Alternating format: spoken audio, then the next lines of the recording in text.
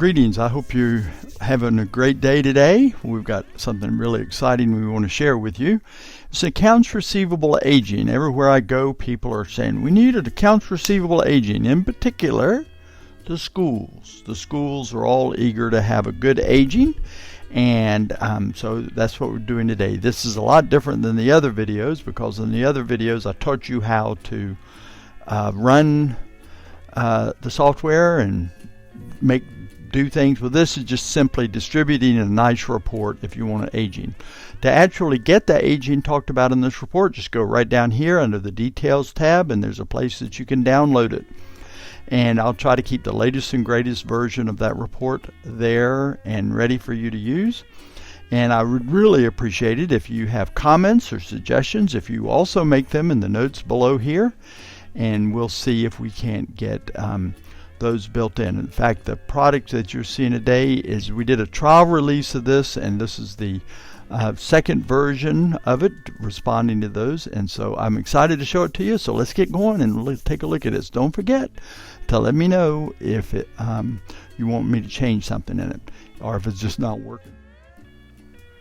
You are going to love this report. Right now we're looking at it in extractive view. Let's just get oriented to it. Here are the total receivables for employee accounts. If you were doing student accounts, you do S to SZZZZ, and this is the total, and then this is the age for age period, the total for age period 1, the total for age period 2, age periods 3, 4, 6, 5, and 6 and older. And then here are the credit balances, and you can see if they all add up here.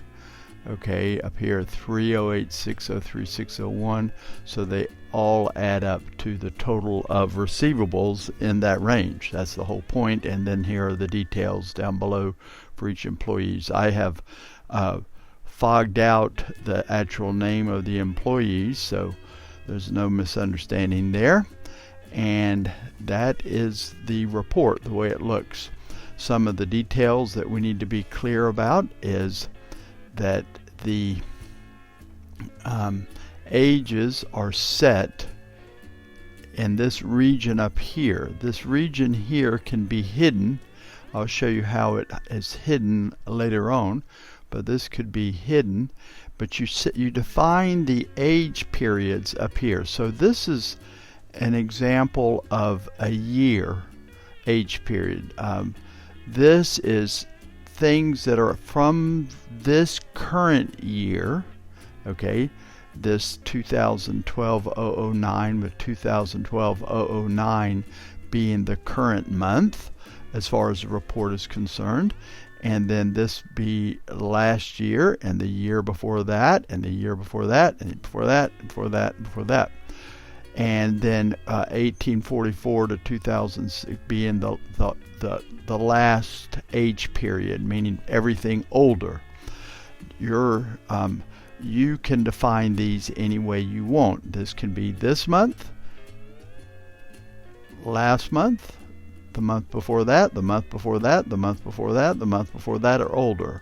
Or this could be this quarter, last quarter, the quarter before that, the quarter before that, the quarter before that, and quarter before that, older. You can just some fine points on setting the ages. This number right here is important. This date right here is important because it defines the account balance. So whatever is being out, this is the as of. So do you want it as of the current balance, or do you want it as of, say, the balance sheet date that you're auditing? You get to decide. So that number right here, the second one, defines the balance here that is being analyzed. And then this is a very old date. That's the only point here on the older, to use a very old date. And then everything in between should, at least logically, encompass all of the time from this old date to whatever date you put right here, explaining all of the periods of time. You can be creative and make this month, last month, the month before, last year, year before that, whatever way you do it, as long as you encompass all of the time.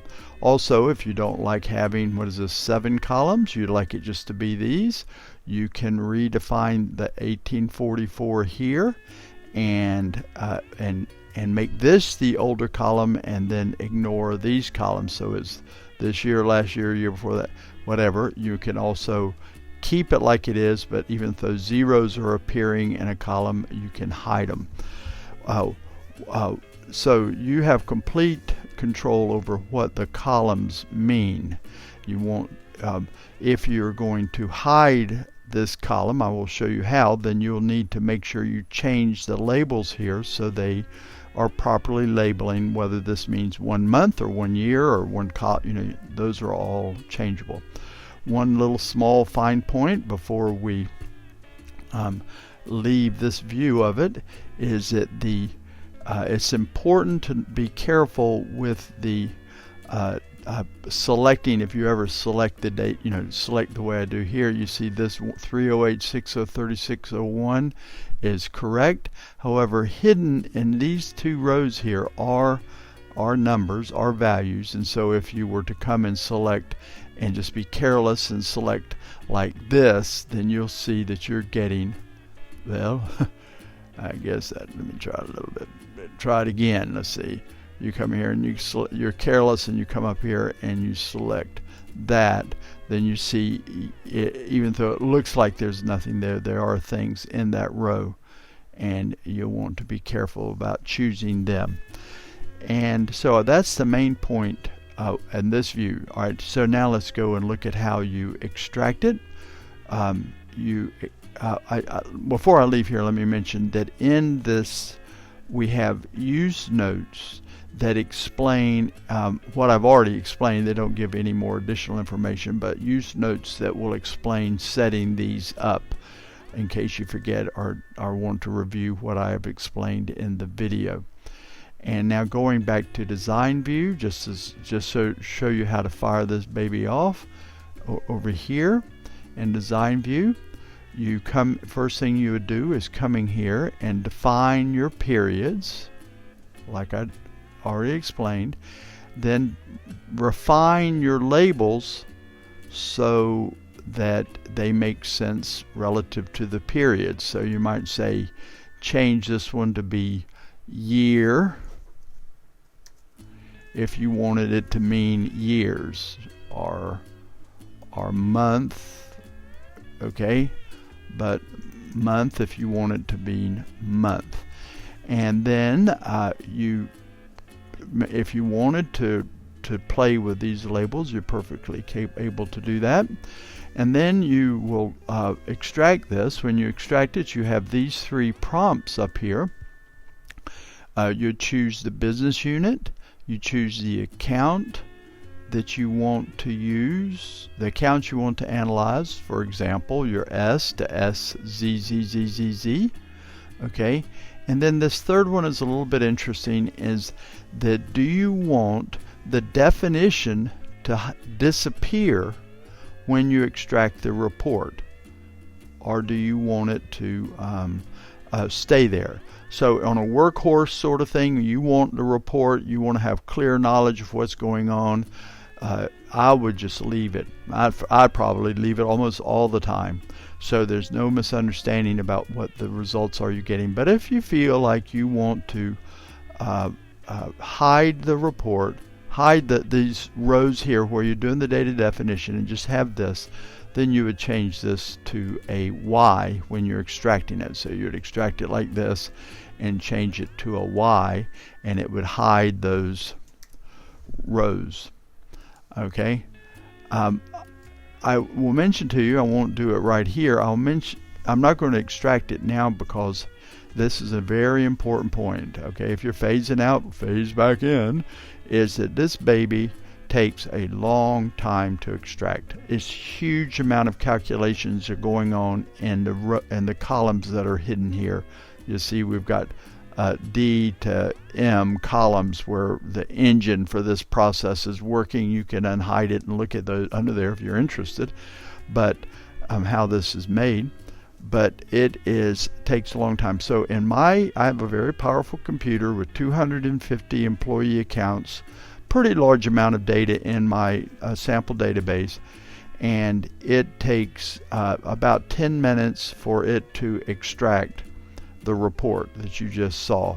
So if you had 2,500 students accounts, then you're talking about an hour or 2 hours for this, an hour and 40 minutes for this thing to extract with a good computer. So it might be the type of thing that you get running at lunchtime or at night before you leave the office, and then come back in the morning and find your report there, hopefully.